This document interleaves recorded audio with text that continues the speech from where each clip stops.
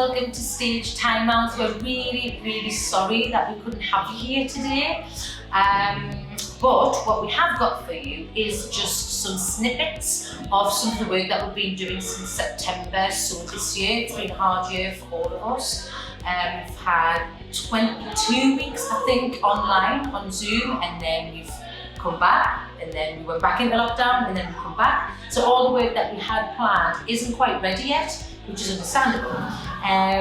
So the juniors, they've been working on a piece called Umbrellas, written by Neil Armstrong, and the pre-seniors, they've been working on Harmony Hill, again written by Neil Armstrong, and the seniors, they were working with Samantha Neal, who's an actor and writer, and she came in to develop some of their ideas to create kind of semi-improvised, semi-scripted pieces.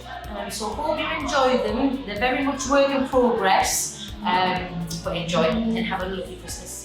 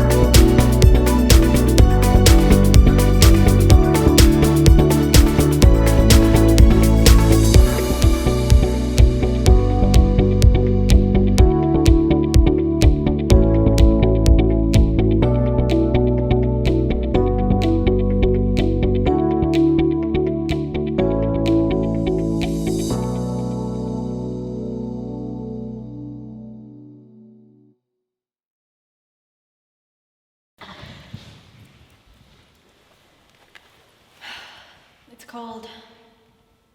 I said... I know. Do you want my gloves? What? I brought gloves. You can wear them if you like. Are you sure you don't want them? Well, I wouldn't have asked if I didn't, would I? Alright, don't snap at me. Yeah, I'll take them. Thank you.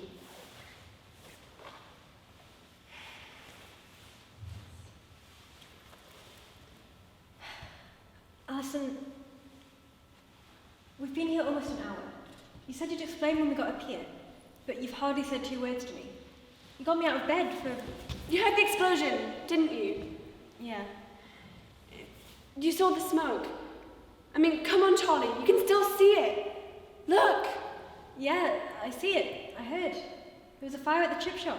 I saw it on the news. It was an explosion, Charlie, not just a fire. And we all heard it. Everyone within a 5-mile radius heard it. So? Chip shops don't just explode. I would say chip shops do explode. All that heat and grease and potential hazards. Not like that, they don't. And not that loud. And that smoke. You can hardly even see the river now. The whole stretch of it is completely obscured. It's just one big, giant black cloud of smoke.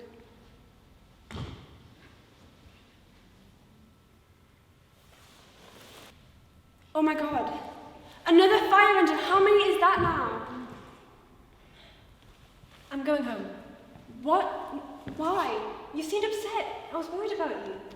I didn't think you would drag me out of bed in the middle of the night to make me rub a neck in an exploded chip shop. Wait. There's something else. Dad didn't come home from work. What? Are you serious? Yes. I tried calling him, but his phone's dead. Jesus, Alison, don't you just start with that? I was scared to say it out loud. Have you called the police? Of course I have. And? It was so weird, Charlie. I couldn't get anyone to answer. Like, the actual emergency services. 999! Eventually, a woman, I think, picked up, but when she was speaking, I couldn't understand her, and she couldn't understand me, and the line just kept crackling and fizzing, and it was so loud I just hung up. Oh my God. So I thought, if I go down there, to my dad's work, ask around, maybe somebody saw him? Yeah. I couldn't get close to it. The streets, anywhere remotely close to the town centre even, all closed off. What do you mean closed? I mean closed, like taped, fenced, and even guarded. This was the only place I could think of where we could get a view of what was happening. There's just so much smoke. My dad is somewhere down there and I can't help. I can't do anything. Hey, come here. Come here. Look, we don't know what's going on, do we? Not for certain. So maybe there was a really bad explosion at the chippy and they've had to seal off the area. It's not impossible, is it? I guess. And maybe your dad was in a pub nearby and he's just stuck on the other end of the fence, just now, till it all gets sorted. Maybe. Or maybe he saw something and they have to interview him or something. And who knows what's going on at the police station? I mean, stuff happens. Could be a glitch in the system. And they're always stretched on a Friday night, aren't they? It's a strange situation, but let's not freak out just yet, okay? Okay. Look how low that bird's swooping. It's a fast little thing. Little? I'd say that's a pretty big bird if we can see it from here. Yeah, it is pretty big. Funny shape too, sort of round. That's not a bird. And that's when it all changed. Our normal lives splintered in 2 million pieces when the second meteor fell from the sky. I never saw my dad again. I like to think that he's out there, waiting for me, but realistically, I know he was caught in the first crash. I can tell she's annoyed that I brought her up here, but she would have been smooshed by the second meteor. I practically saved her life. We're both scarred from what we saw that night, and she can tell that I zone out a lot, but we have each other, and it's been all right.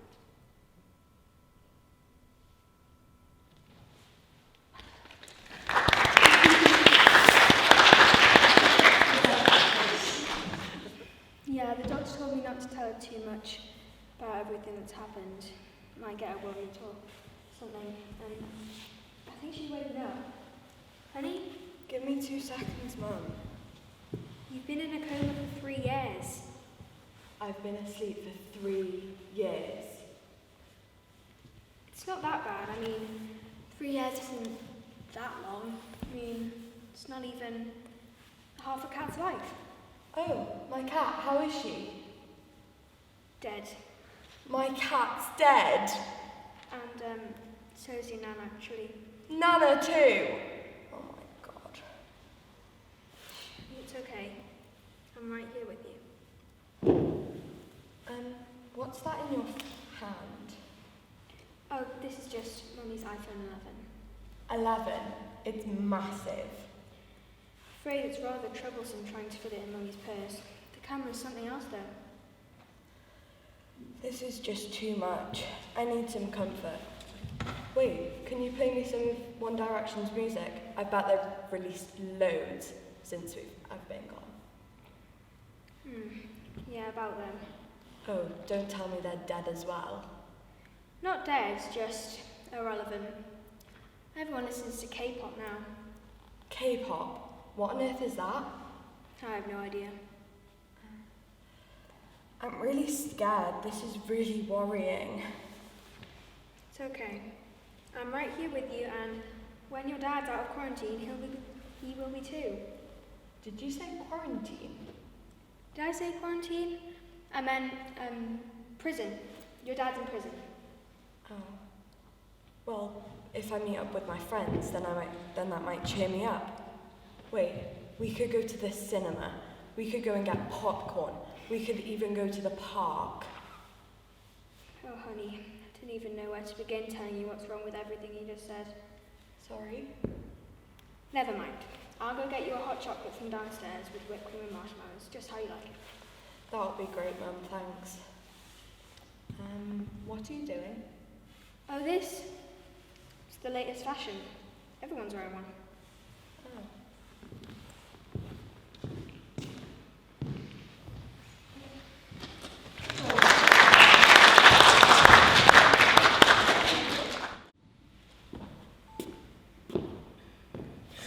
What are you doing? Just watching you sleep.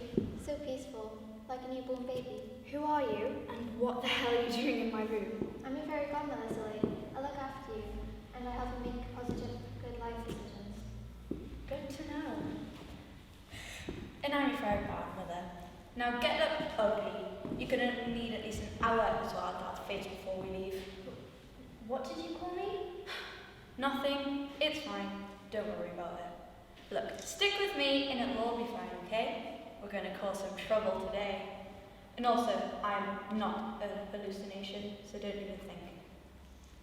Okay, how about we get ready? Wait, what is happening? Have I died? Is this death? Oh, shh. Hey now, let's not use the D word here. I know what we'll do first. We'll text the head teacher pretending to be NHS track insurance.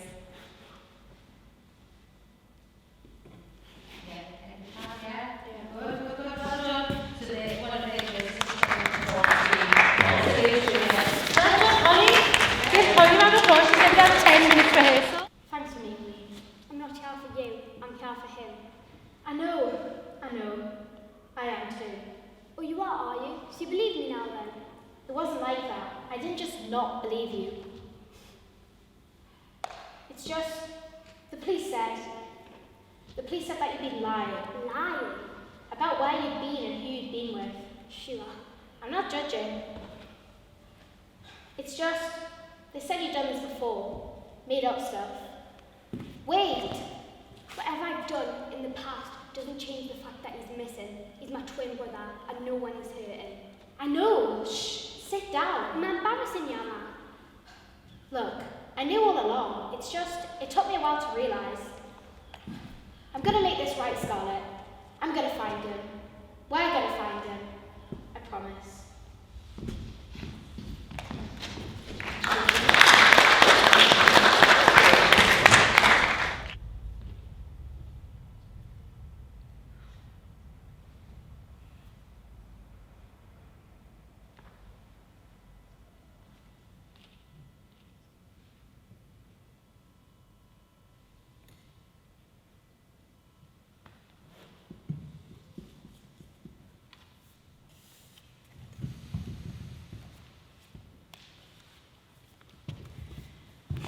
What's that?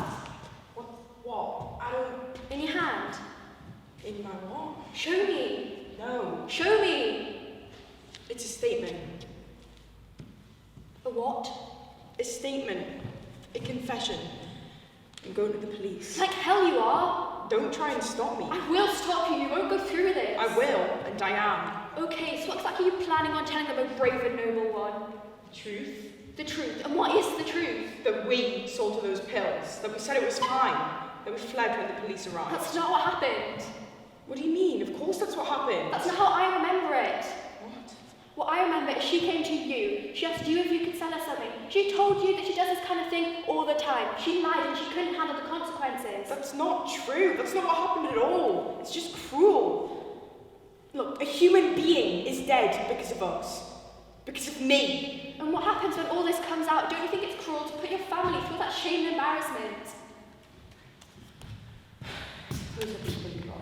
No, you didn't. Because I always sort things out, don't I? Don't I? Yes. Who told you what to say when the police arrived? And have they bothered you since? Have they?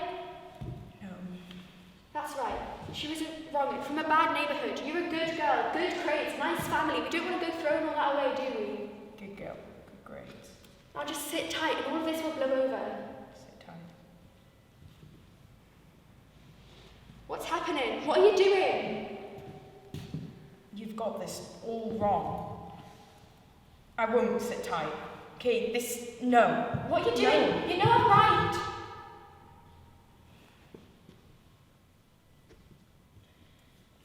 You were never for real anyways.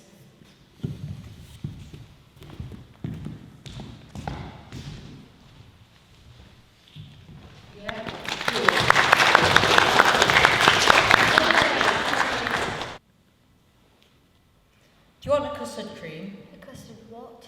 Cream, a custard cream. It's a biscuit. I know what a custard cream is, and no, I don't. Didn't you bring anything else? I brought 3 packets. And nothing else? We're here all night. I thought you liked them. Well, I don't.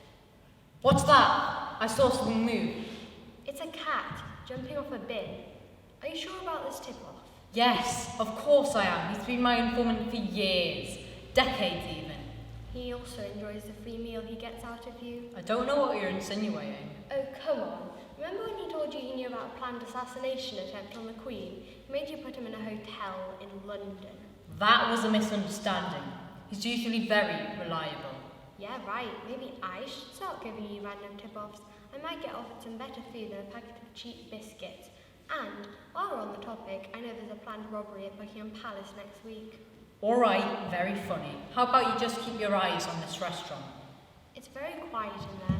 Hard to believe they might be hiding something sinister. You see, a criminal's first skill is to master the art of deception. The restaurant looks nice and quiet to the naked, untrained eye, but my instincts tell me there's something fishy going on in there. Well, yeah, I mean, it is a fish restaurant. You know what I mean. Okay, so what do we do now then? We wait for something to happen, then we strike. Okay, we wait for something to happen, then I'll strike. We will strike. That's what I said.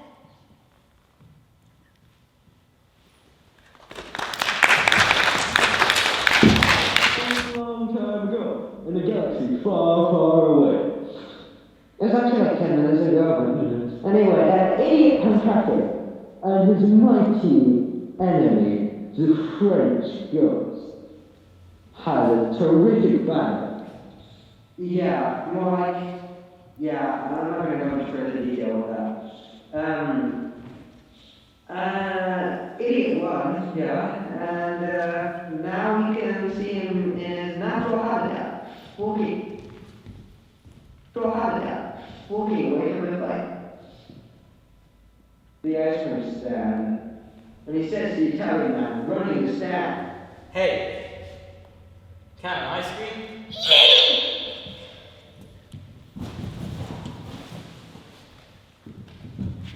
No! My ice cream. Hello there. "Oh, General Kenobi." Hey, can you hear me? My ice cream. It's having a breakdown, really, I'll say. Well, I can see that, but is there anywhere like I can get his attention or anything? Do you... Yeah. That is JoJo's reference. I have an idea. Idiota pancotto, fight me.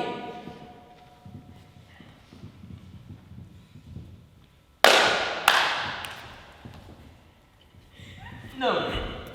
My ice cream. I don't care about your ice cream. I'm here to fight. But my ice cream. Can you like get him for me? Like, We forget this, man. My ice cream. really? Right. I have your ice cream. Now fight me, and I'll give it back.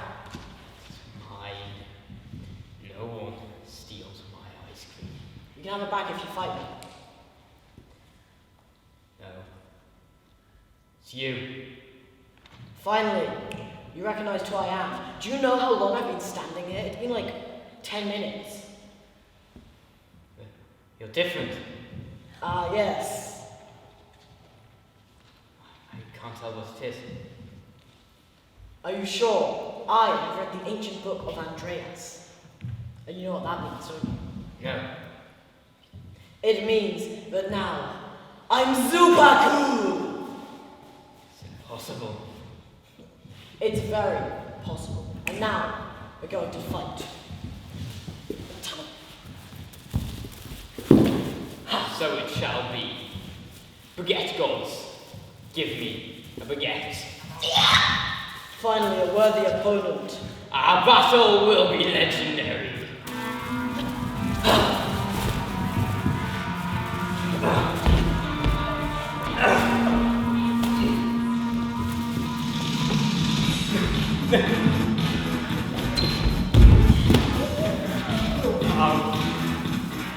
There's no way you can reach me.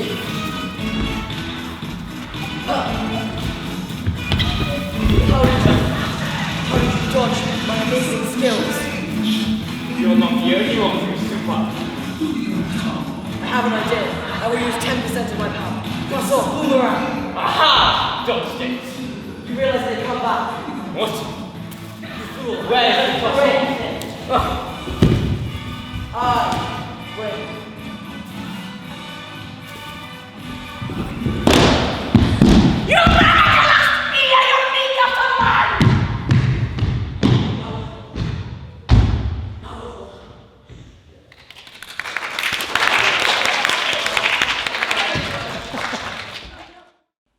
So it started originally as a prompt. So Sam helped us out and she gave us the prompt life after death. So we could go from that anything that we wanted. And from that I'm very into sci-fi. She was also asking like what are you into? I'm very into sci-fi. So from that I took like maybe what happens, it was very abstract, but what happens sort of when a big event has happened. And then from that I just thought big event, like giant meteor falling from the sky, and from that came the concept. So we kind of like merged our ideas together, so it's kind of like a solo kind of piece of work. But then she asked us like if we would prefer to work as like a duo or like as a big group, and we decided to work as a duo. And then we kind of put our ideas together and kind of thought like, what if we did something a bit like otherworldly kind of thing. So, yeah. So me and Madeline, the person I did it with, we were both like kind of into a thing like what would happen if like a person had like kind of an alter ego or like a different side, a bit like in Jekyll and Hyde. And then so we kind of explored that, and then we did the life after death activity, and then we both kind of had things where it was like what happens if somebody else dies, like what will happen to us. So then we just kind of like put them together and came up with this idea. Okay, so you didn't see mine today because a lot of my group was off because of my saying and things. But mine was going to be a follow-on from films we'd done before, and it was going to be like another cop interrogation comedy, which it followed on. So basically, you bump into her, basically, and they're stuck. They found the criminal stuck halfway through an elevator. No, that's what air vent, sorry. And she's trying to pretend that she's Jennifer Aniston with a silent X and things, and they're trying to just get her out and back in the car, and then she ends up running off again. So we did lots of like mind map kind of plans, and then we were able to put it on a Google Docs and kind of work through it from there and kind of explore like what kind of lighting we would like, what kind of themes, what kind of outfits we'd want to wear, and like. Yeah, so Sam originally came up with the actual script. We just had the idea and sort of a few little lines that I'd written, and then from that we sort of edited it, made it a bit more our own thing. It's been quite fun, like working with other people who we wouldn't normally get to work with, because like we get to see like their ideas and like the way they work and stuff. And even over Zoom, it was quite fun. Even though it's quite hard because it's like over Zoom, it was quite fun to like just explore and stuff. It was almost easier to come up with ideas on the Zoom because we were put into little meeting rooms and you were just with your little group. So you had no one in the background or you had no one coming over, and it just had a little time limit. So everyone was just writing down on pads and things. And yes, you're not face to face and you can't exactly stand up and pass over a sheet and things and try and get it on its feet instantly almost, so you can't see what you're doing. But you can, it's still manageable on Zoom or in the hall. So I started 8 years ago, when I was only 10, and I really was looking for something to help me with my confidence, because I was really quite shy. I didn't really interact with people very well, I think, and this has helped so much. Like just being able to be a character that's not myself has made me more comfortable with myself. Yeah, it's just really helped with that. Yeah, I've been coming here for 7 years, and I've always had like a passion for drama and acting, and my friend came here, so I was kind of asking her like where like it was, what did you do, and then I came here and it just kind of like sparked such like an enthusiasm, and I just wanted to come here so often, and it's just really been able to again like with confidence to like get yourself out of your shell and just it's just been really lovely. Everyone here is so friendly and so nice, so great experience. It's really fun because it's like you have an idea in your head and like normally you wouldn't think that it could actually happen, but like having Sam and stuff, it's made it like actually happen, and the scripture were like really good and stuff. So. And as the other two said though, it builds a lot more confidence in yourself to see the finished product after having just like throwing ideas around at the very beginning and then writing them down, rehearsing them, and then seeing it finally done, whether it's on camera or you're doing it on the stage and other people have seen it. And yeah, it's just a brilliant feeling. Feeling more confident in like my ideas, being a bit more like I have opinions and I'm able to express them. I can think whatever I want to think, and I can use that sort of to shape me as a person for the rest of my life. Yeah, I think as well like with support and just being open-minded to like try new things and to like encourage everyone else if they have an idea or if they have something that they're passionate about, it's not judge them and to just like support.